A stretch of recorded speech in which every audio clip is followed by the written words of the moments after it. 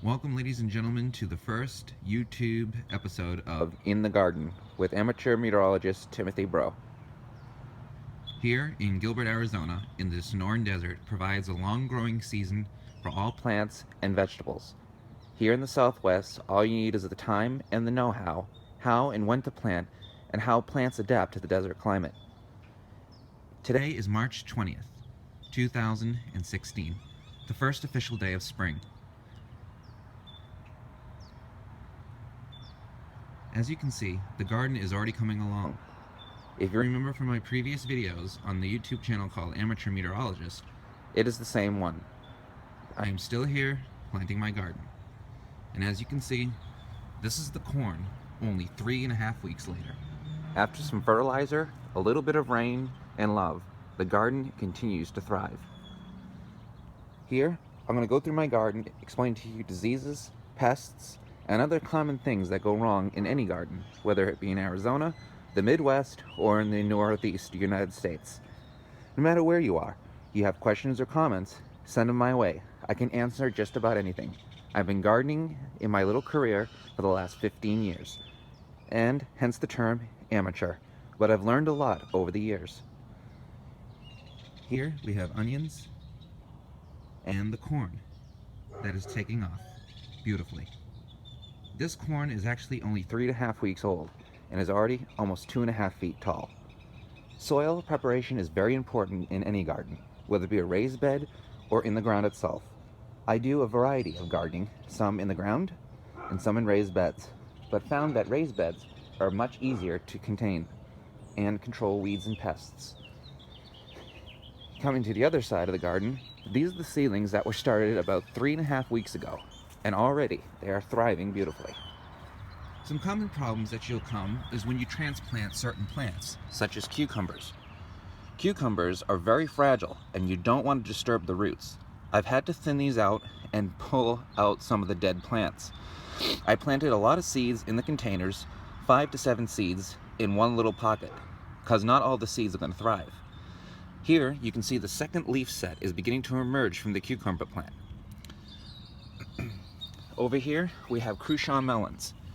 These melons will continue to grow at a growth rate of nearly 2 inches per week. These cucumbers are already starting, these melons are already starting with their second set of leaves as well. We need to watch for pests and snails and other bugs that are going to try to eat the tender seedlings. The way to do that is simply to lay down some pellets that you can get at your local nursery called snail repellent. Over here we have watermelon. Watermelon are doing the same exact thing. We can already see that the second leaf set is beginning to come up from the main 2 leaves of the shoot. After the second set of leaves first start to appear, the growth rate will be incredibly fast. Ample water and moisture is imperative for any plant. After you transplant transplants into a raised bed such as this one or the ground, make sure you water once a day for at least 3 weeks. Here we have spaghetti squash, and you can see these are coming along beautifully. These are about 2.5 weeks old and already are showing signs of second and almost third sets of leaves. Here's the first set of leaves from the initial sprout. Here's the second set of leaves, and then if you look in here closely, you can see a third set of leaves that are beginning to come up here. Now, I garden with a limited amount of space. I don't have a lot of land, so I can't plant a whole lot of stuff in a confined space. So I've learned over my 15 years how to do this. These are sugar pumpkins, also known as Connecticut Field. And you can see we have the first set of leaves, second set of leaves, and third set of leaves. Now, when the third set of leaves appear on any plant, you're going to want to start fertilizing with a heavy nitrogen fertilizer in order to continue the beautiful green growth of the plant. As you can see, there are little or no weeds in this garden bed. It is important that you pull weeds out early. You don't want the weeds pulling the nutrients out of the soil. These are green beans, also known as bush bean. These are about 2.5 weeks to 3 weeks old, and already you can see multiple shoots of leaves that are beginning to appear from the main center stem. This is where the beans flowers will appear, self-pollinate themselves, and will continue to grow and thrive. 2 weeks from now, the first set of beans will begin to appear on these plants. I'm going to take you over to the other side of the garden.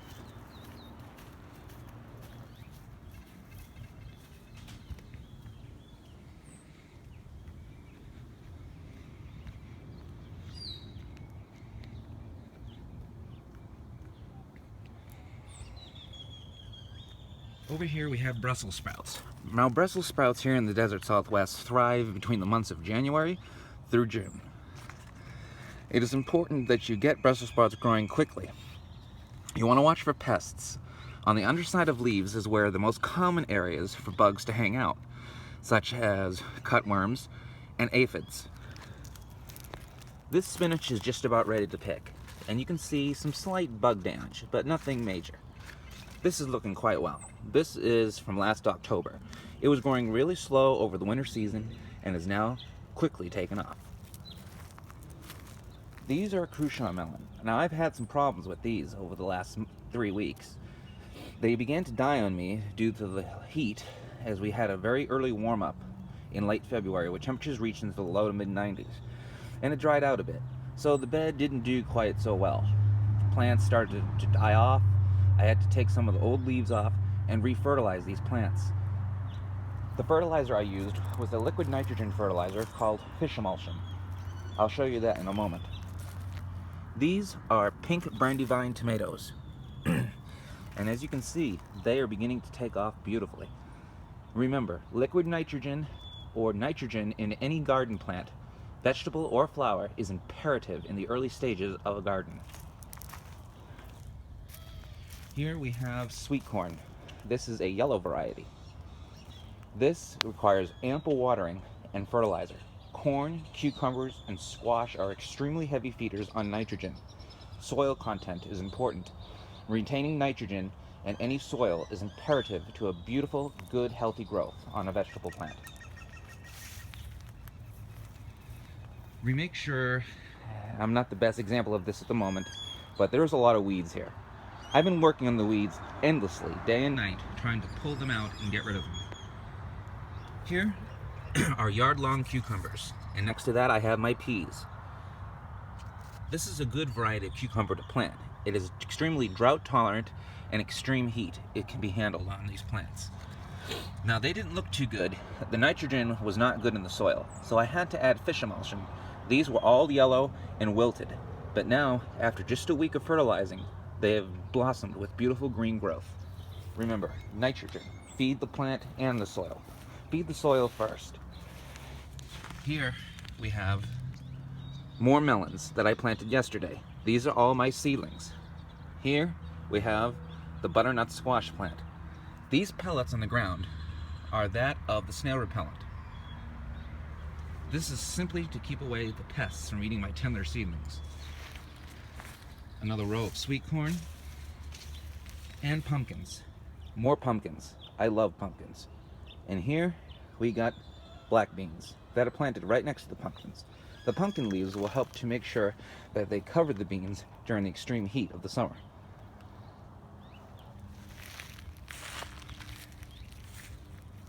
And over here we have yellow zucchini. These are the first few blossoms that are beginning to open on my plant.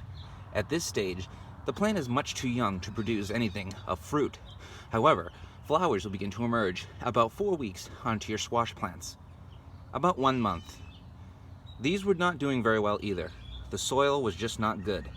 I had to feed it with a liquid nitrogen fertilizer.